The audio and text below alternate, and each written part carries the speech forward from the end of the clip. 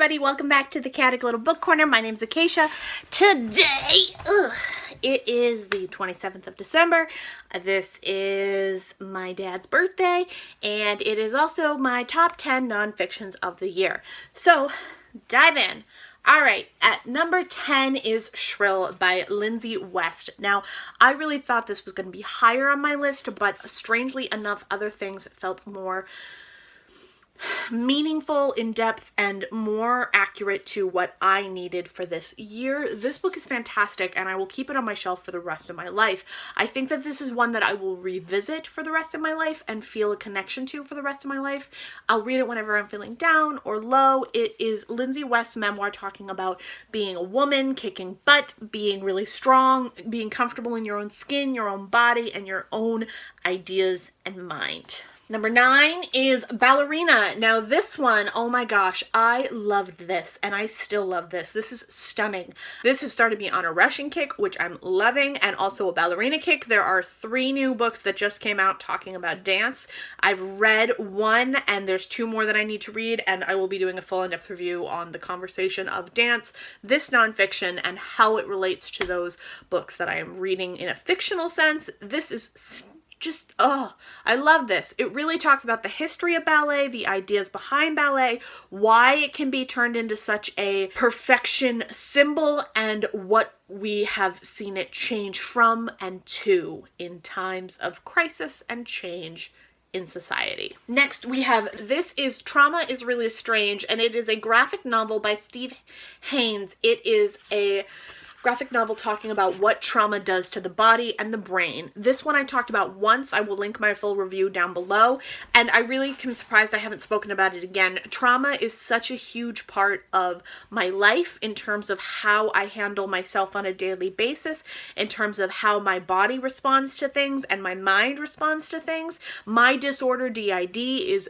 completely revolving around a traumatic experience, and so this book really helped me understand why my body does some things that I didn't even know were based around trauma. I thought all bodies did that, and it really helped me kind of understand that what happens to my body and what has happened to my body because of the trauma is not my fault. This is Susan O'Sullivan's It's All in Your Head, True Stories of Imaginary Illnesses.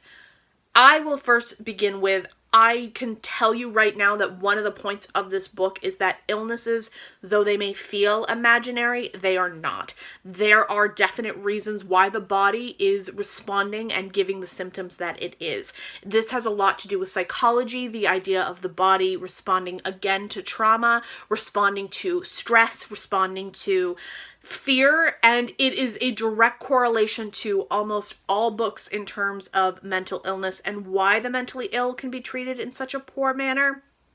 This talks a lot about psychosomatic illnesses, which are illnesses based around the brain more so than the physical attributes. We as a world, I don't think, know how much the brain changes and defines our living experience. There are things that the brain can change and alter with just a minor moment that change a life, and this book really dives into that and the idea of what is real and what is not. I thought it was fabulous and definitely deserved to win the Welcome Book Prize.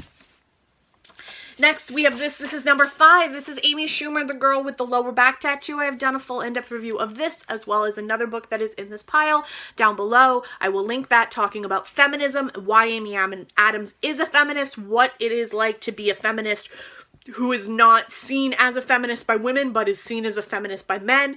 She really has changed the game for the comedy world. I think she is up there with Tina Fey and Amy Poehler. I think that they definitely paved the road for women like her and allowed her to have the success that she does, but she is up there now with truth speaking. I think that one of the things that I will be discussing more in depth this year is the idea of comedy and the role of a jester in the court from the Middle Ages and throughout history, being able to speak truth to our kings. Because yes, that's going to be relevant for this coming 4 years. Guys, I lost count. It's fine. It's cool. Counting's hard. So Sex Objects, a memoir by Jessica Valenti. This is the memoir from Jessica's perspective, talking about the experience of a girl coming of age in a society where the male gender is much more respected, and then women are completely objectified from a very young age. They are taught to challenge each other and base their worth on looks. I thought that this was wonderful. It was well spoken, well executed, and it was very, very uncomfortable at points, but necessarily so. Number 4 is Down the Rabbit Hole: Curious Adventures and Cautionary Tales from a Former Playboy Bunny. This is by Holly Madison. Now, Holly Madison was someone that I was raised as a child to not look up to because she was a Playboy bunny. However, in the very first chapter, Holly Madison admits to suicidal ideations due to the fact that her depression and her self-worth was so low from the abuse that she suffered at the Playboy Mansion.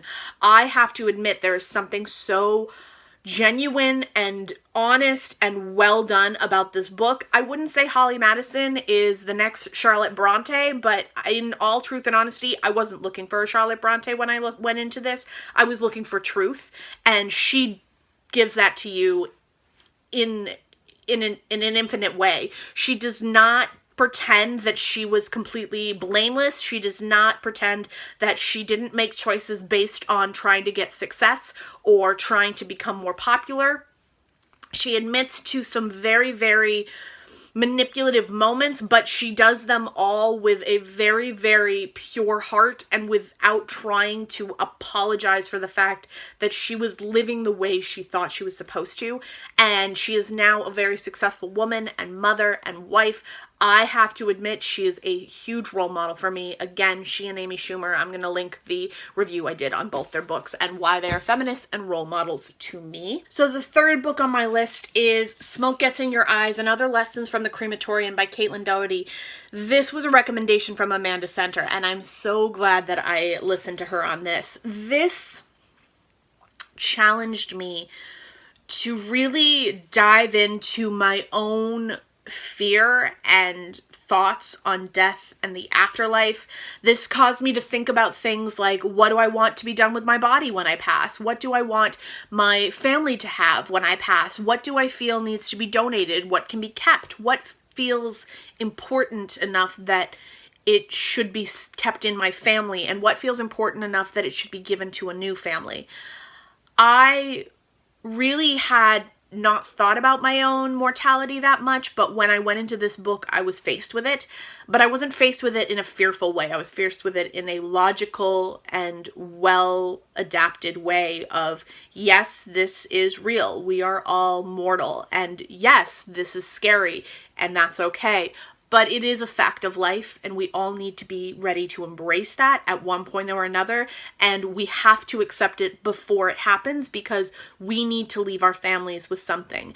And also the idea of mortality being a scary thing and being represented as something bad is really... It's a construct of communities and ideas of religion. And there are some places that rejoice in life after the person passes, and some places where they're just thrown in the ground and not thought of again.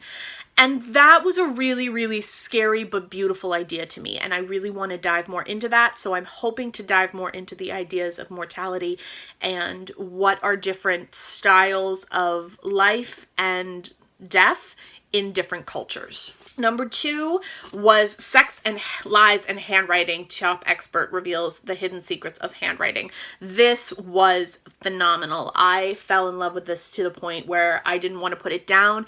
It came with me to an ER visit. It came with me to a psych ward, which probably looked really weird because I kept looking at my mom and being like, hey mom, look at this. This is what Jack the Ripper says. Like, no. This definitely talks about serial killers. And it definitely talks about the people in our world that have power and have history. It talks about the experience of ourselves and how ourselves define our handwriting, not our hand, and how it is more of a brain function than a physical mechanical function. I really enjoyed this. I plan to try and pick up anything else that Michelle Dresbold has written.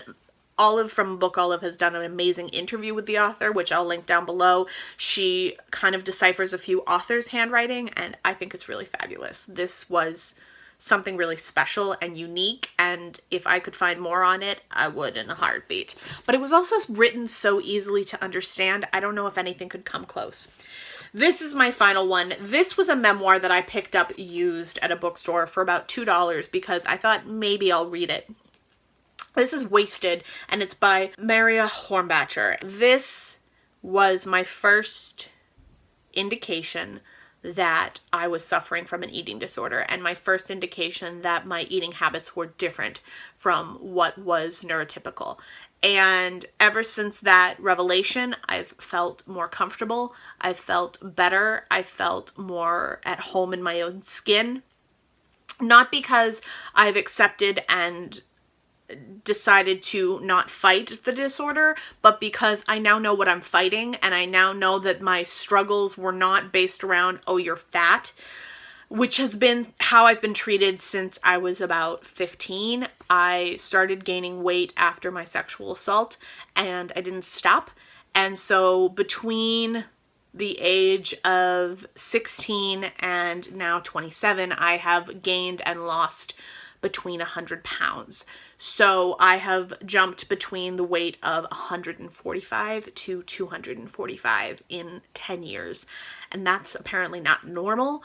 This book really helped me face that and helped me understand what happens and why I do the things I do, and when I'm having a bad spell for eating, what can I do to help myself and how can I protect myself?